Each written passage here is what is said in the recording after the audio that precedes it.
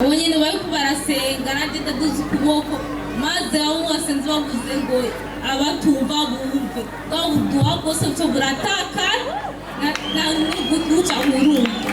Hallelujah. Hallelujah.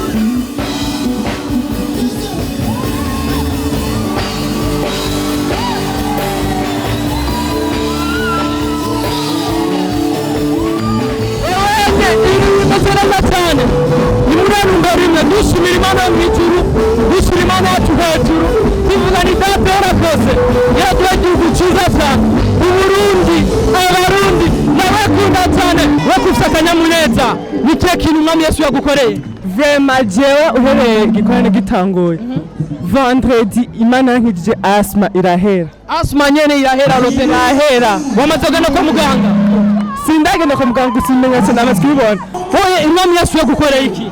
Umwami Yesu yankijije amasigo naye nagwa amasiga amezi 3 ndaja kwa muganga n'ubu sindavayo umugabo nakize sinunama ariko ubunduna. Twagiye akarorero twagiye. Umwami Yesu yagukoreye iki? Yankijije amavi aho nari maze imyaka 2 ntashobora gutambuka neza, ariko kuva uno munsi nasanzwe kwiterera hejuru naho nava nko ku metero 2 nkashika hasi nkacomba, ariko kare sinapano ngongera nkwereke tugiye. Umwami Yesu akora ibitangaza.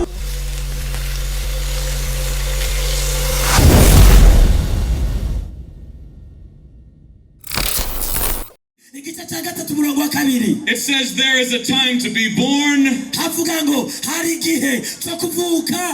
That means God knows the day of our birth. Did you know that your birthday is on God's calendar?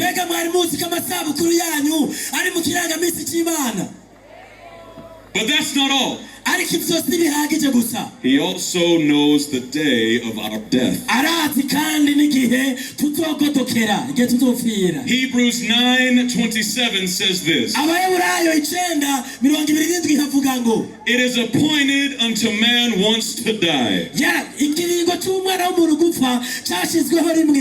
That means death is not an accident. It is an appointment. And that appointment with your hour of death is written on God's calendar.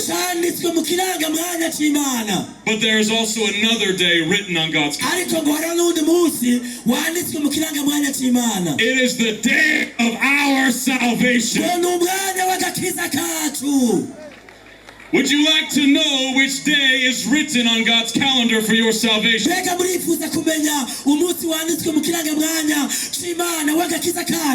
If you could look over God's shoulder, do you know what his calendar would say? It would say, today is your day of salvation. Hallelujah. Hallelujah. Say amen. Now, 2 Corinthians chapter 6, verses 1 through 2 says this. As God's co-workers, we urge you not to receive God's grace in vain. For he says, in the time of my favor I heard you, and in the day of salvation I helped you. I tell you now, now is the time of God's favor. Now is the day of salvation. Hallelujah. Hallelujah. He does not want you to see this. He does not want you to hear this. But right now, all over this field, that veil is going to be ripped off. Hallelujah. Hallelujah. If Jesus Christ Yesu was to return right now, yoza ubunyene kwino saa tugezeko, would you be ready? mbega wewe wojana nawe? If Jesus Christ hamwe Yesu was to appear in the middle of this field, yoza ubunyene katwiyereka kuri kino kibuga, would we be ready? mbega uriteguye? Jesus said in John 3:3, Yesu yavuze muri Yohana 3:3, I say unto you, ngo ndababwiye, except a man be born again, ngo kiretse gusa umuntu avutse ubwa kabiri, he cannot see the kingdom of God. ntiyoshobora kubona no kwinjira mu bwami bw'Imana. Here's what I want you to do all over this place. Ikindi tugomba ko dukora muri kino kibanza, I want you to turn to your neighbor ngo muhindukirire mugenzi wawe, and I want you to say this: ngomba umubwire you must be born again. uti utegerezwa kuvuka ubwa kabiri. Utuki ngo muruzane ugwirabishe ku ruhindukirizi wawe, And I want you to say, I must be born muvuge again. n'ijwi rirenga uti ntegerezwa kuvuka ubwa kabiri. Reka nitwavugishijwe mu izina ryawe, And in your name cast out demons. reka nitwasenze abadayimoni mu izina And in ryawe, your name perform many miracles. reka nitwakoze ibitangaza mu izina ryawe, And then I will declare to them, ngo nzobabwira ngo I never knew you. sinigeze mbamenya, Depart from me, you worker. nimuje kure mw'abantu b'imburakimazi. You see, Murabibona, there are many, many people. hari abantu benshi, There are many, many people hari abantu benshi who raise their hand for salvation. batunze ikiganza ngo bagomba gukizwa, There are many people hari abantu benshi that confess with their mouth. bashobora kwaturisha akanwa kabo, But just like I told you the first night, bakabikorera ko umuntu ababwira ku munsi wa mbere, you have to confess with your mouth ko mutegerezwa kwaturisha akanwa kawe and believe in your heart kandi mukizera mu mutima wawe to be born again. ko ushobora gukizwa no kuvuka ubwa kabiri. You see, Murazi my biggest fear ubwoba bwanje mfise for so many people n'ubwoba ku bantu benshi, is that when they get to the judgment nuko igihe bazogera kuri ya ntebe y'umucamanza mukuru, and they stand before God, hama bahagarara imbere y'Imana, they are going to say, Lord, bazovuga ngo mwami, did I not go to church enough? mbega jewe sinaja gusenga iminsi yose, Did I not tithe enough? mbega jewe sinumva ijambo ry'Imana, I prophesied in your name. je naravugishijwe mu izina ryawe, I repented. narihanye. And he's going to say Hama turamwumva azovuga, to many people, azobwira abantu benshi depart from me. ngo nimumve hafi muje kure, I never knew you. sinigeze mbamenya. Bana bose We're going to pray for miracles. turaza gusengera ibitangaza vy'Imana, But ariko the greatest miracle of all, igitangaza ca mbere gicumba ibindi, the greatest miracle of all igitangaza ca mbere gicumba ibindi is salvation. n'agakiza. And so when you pray this prayer, Kubw'ivyo nibasengera nanje I want you ndasengesha, to pray it from your heart. musengera imbere mu mutima, Say, dear Lord Jesus ukaze Christ, uti mwami Yesu, I come to you today, ndaje imbere yawe uyu munsi, a sinner, n'umunyavyaha, needing salvation. ndakeneye agakiza kawe. Lord, I cannot save myself. Data sinokwikiza, And so right now, kubw'ivyo buno nyene I am asking you ndagusavye Yesu, to forgive me of my sin umbabarire ivyaha vyanje, and take me to heaven when I die. hanyuma utonjane mw'ijuru ninapfa. Lord, I confess with my mouth Data ndatuye n'akanwa kanje, what I believe in my heart, kandi ndizera mu mutima wanje that Jesus died on a cross ko Yesu yapfiriye ku musaraba, and he was buried kandi ko wabambwe, and he rose again. ko wapfuye ukazuka kandi, And right now, kandi buno nyene I am giving you everything ndaguhaye vyose. from this day forward. Kuva uyu munsi kubandanya, I am a born again Christian. ndabaye uwukijijwe. Jesus, Yes, I am following you ndayemeye kugukurikira for the rest of my life. ubuzima bwanje bwose. Hallelujah. Hallelujah. Hallelujah. Hallelujah. Hallelujah. Nukuri ndabashimiye cyane abanye natwe kuva twatangura igikorane kugeza uno munsi ugira gatanu bari kumwe natwe tukuri twagaragaje umutima w'urukundo ubwiza wamenya gukora subscribe kuri Home Flavor TV. Nyinshi mu ntahe nazo mwigeze mwumva, nyinshi mu bantu bashigina nazo mwigeze mwumva, ariko bica kuri Home Flavor TV nukuri namwe aho muri byo kubashigira kubw'ibyo Facebook turondere Home Flavor TV, WhatsApp inimero ngizo ngo hepfo, Instagram, Twitter, no Twitter na YouTube. Mwagira kugira subscribe, like, share na comment. Home Flavor TV ni Jamaicano kuri microphone, behind camera ni bitumini cameraman aro bita MC Nimuze. Narakoze cyane uno musoro musubiya gatanu wari musubiya nyuma havuga nditsipora n'cyatsi cy'ubwiza ikibazo cy'ubuzima bwiza. Ibyo rero urafisi naho mu muhana abaturage kuri izo nimero tuza gusanga uri tuyage utubwira bimwe muri byinshi Imana dukoreye. Urakoze cyane. Ciao ciao.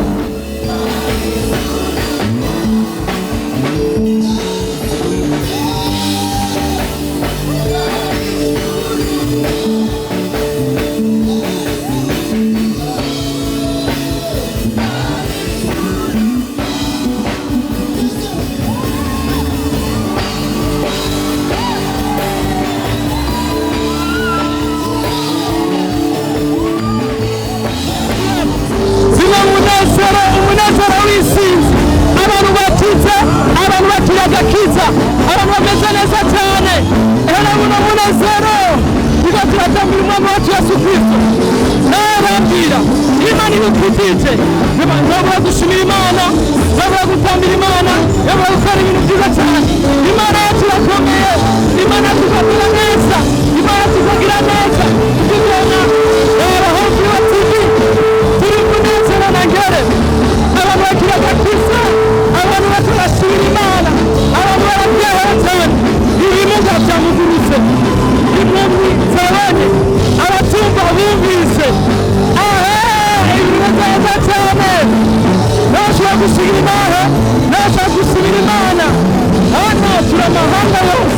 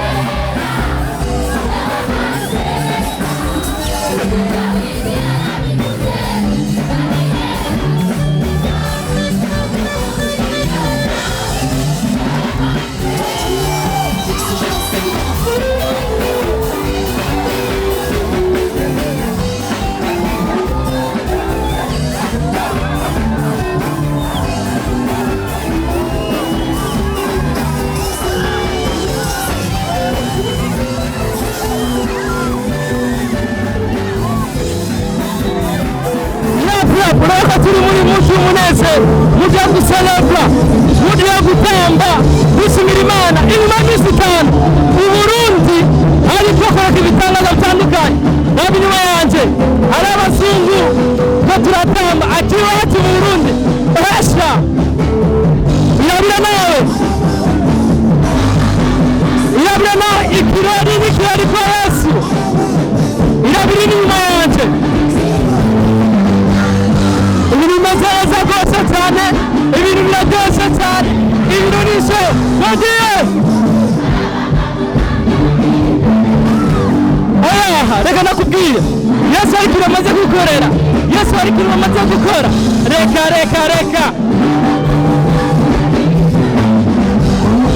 wagira ikintu cy'ukuri abona, ndabyagoze gukora abona, irabira nawe, ibintu biraryoshye cyane, ni kuri Testament. yes 257 nta muco afite Burundi n'ahandi abazungu amakaravati bashyize hejuru ibitambaro bashyize hejuru amasaha ageze kure saa tatu z'ijoro abantu barabyuzuye saa tatu z'ijoro nta gutaha ibintu bimeze neza cyane ibintu biraryoshye rwose yaba inyuma yanjye kuri ibintu biryoshye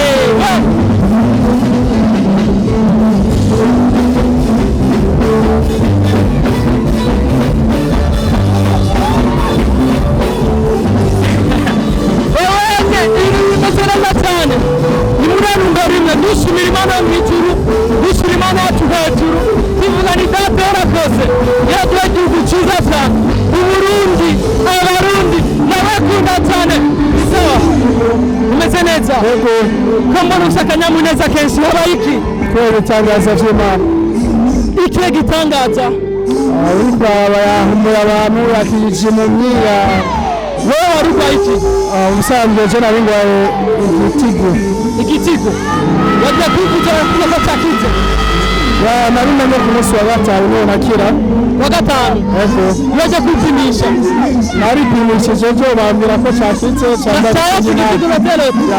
aya abantu bakaba barakira ibitigo vraiment umwami Yesu arakomeye ni sawa umeze neza yego wakufisa akanyamuneza ni kihe kintu umwami Yesu yagukoreye vraiment jewe uhereye gikorane gitangoye vendredi Imana yankijije asma irahera asma nyene irahera rote irahera wamaze kugenda kwa muganga sindagenda kwa muganga gusimenyetse namaze kubibona n'akarorero n'ubu ku migoroba sinashaka kuba nambaye isenga gusa vendredi naje nambaye ntacyo nabana murabona n'ubu inkungugu nta na kimwe yangize nta na kimwe umuntu wa asma arakize asma nawe nyene kera yaje yambaye sengle n'ivyakunda cyangwa umukungugu waramujena cyane ariko ubu yatanze yagize izuku ameze neza cyane reka nakwereka abandi ni sawa umeze neza yego hoye Imana Yesu yagukoreye iki Umwami Yesu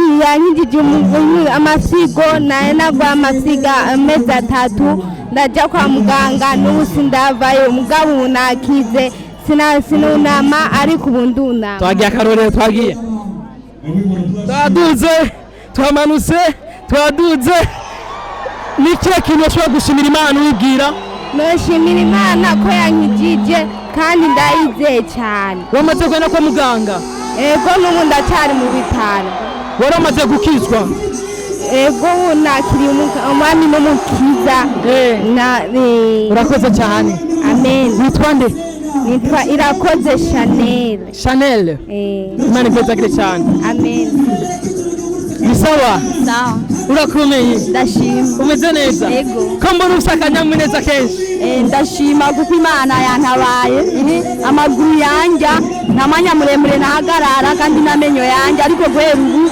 nakinja kandi nahagaze umwanya muremure ndabishimira Imana n'akajojo mbona uriko uragahekenya uno munsi agajojo nyene ndagahekenya kuko Imana yankijije wari umaze igihe kingana gute udahekenya ijojo imyaka 2 udahekenya ijojo bereke ukuntu ukora ahekenya akajojo bereke iyo jojo ibereke yakize amenyo yaramaze igihe kinagwa amenya imyaka 2 bereke akajojo ariko arahekenya ijojo inyuma y'imyaka 2 adahekenya ikintu ajya ivyoroshe gusa ariko uno munsi gitangaje ariko arahekenya ijojo bon appétit merci bisawa ndashima urakomeye yego ndashima uko biri kose ndabona akayasho nawe kabize kabize ko natambiye Imana yanje umwami Yesu yagukoreye iki yankijije amavi aho nari maze imyaka 2 ntashobora gutambuka neza ariko kuva uno munsi natanguye kwiterera hejuru naho nava nko ku metero 2 nkashika hasi nkacomba ariko kare sinapano ngongera twereke tugiye umwami Yesu akora ibitangaza inyuma y'imyaka 2 niyasimba na santimetero 30 ariko uno munsi gitangaje ariko arasimba cyane bereke kandi yakiza amavi nikihe kintu ushobora kubwira umwami Yesu no kumushimira gusa nta kindi kintu mfise no Imana atari amashimwe yonyine. Waramaze kwakira umwami Yesu n'umwami n'ubuzima bwawe? Ego cyane. Wamwakiriye ngaha cyane kuva kera? Namwakiriye aho nari sanzwe gusengera mu Gatumba kuri Eglise di Bomberge, niho nari namwakiriye.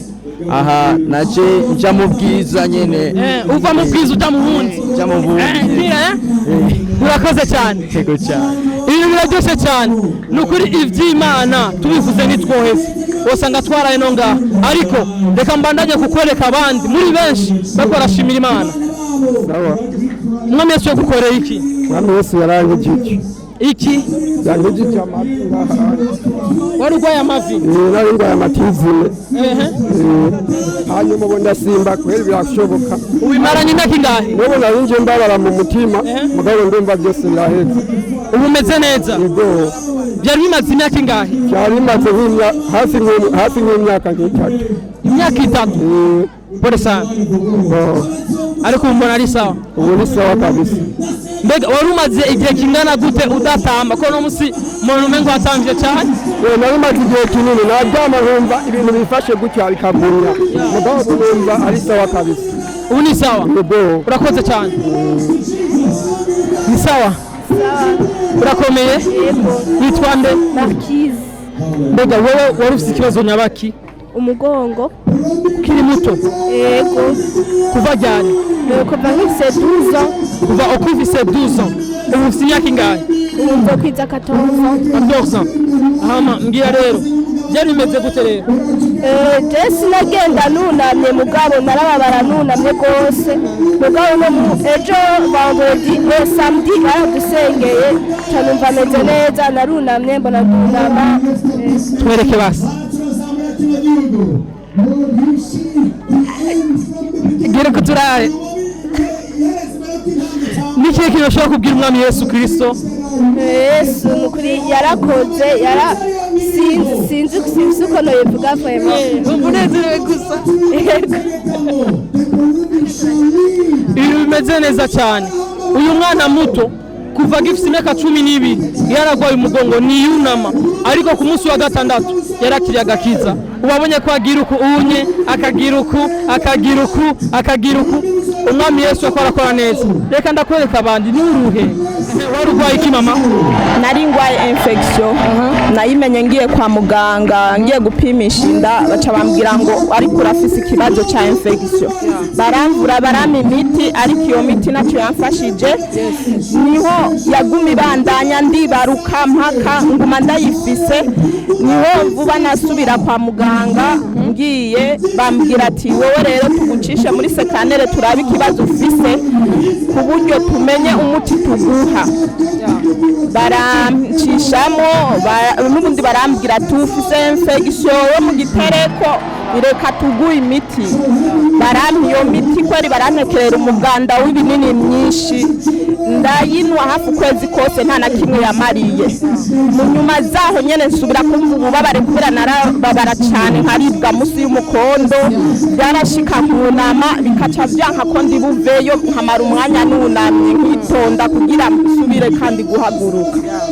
niho nagenda cyane barambwira ati genda kwa dogiteri bandangira umudogiteri wo muri ville ndagendayo ngiyeyo arankorera ibipimo nawe naranyandikira imiti iyo miti naheruka kuyifata ariko nabwo sinakize ubu rero niho numva igikorane ngo ngari gikorane ndaje umunsi gitangura nejo nongera kuza ejo rero niho narose ubuhamya ndumva neza ko noba nakize kubera sinasubiye kumva bwa bubabare bwose n'ubu ndunama nkumva nyene yuko mvuyeyo vuba ata kibazo na kimwe mfise ubu ndumva ko nkomeye kabisa Yesu yankijije.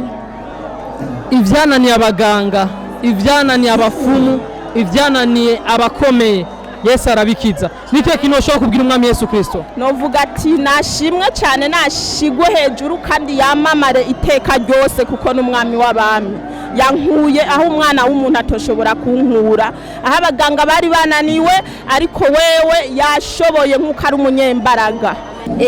Je nitwa ntacyo nayigize Yarise ku munsi wa gatandatu naraje ngaha maze kuza ngaha hageze ko basenga numva ikintu kimbabaje mu mugongo ariko sinabyitwararitse cyane naciye mbanza kurindira kugira ngo nzoshinge intahe numvise icyo Imana yankoreye.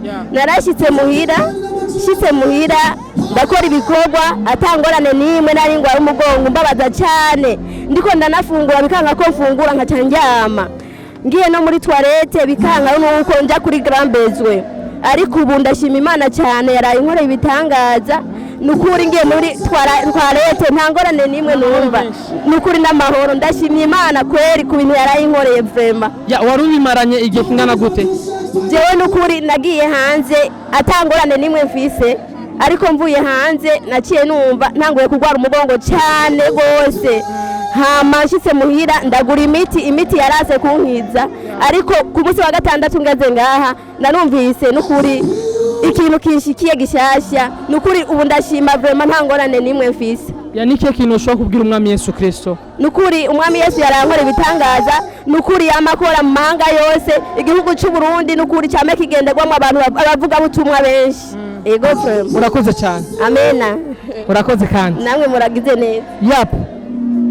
Twari mu mwemu yo gushimira Imana ndibaza ko urabibona wewe abantu benshi nitwe ubagisha interview wose tubaheze ariko kuri abo bake zino nahe zize kugufasha nawe wiko gushimira Imana urafise nahe urafise Imana gukore rabizo nimero ngaho hepfo hama uturondere tuze tukoresha iganiro ushingira inamwami wacu Yesu Kristo mwarahezagiwe cyane.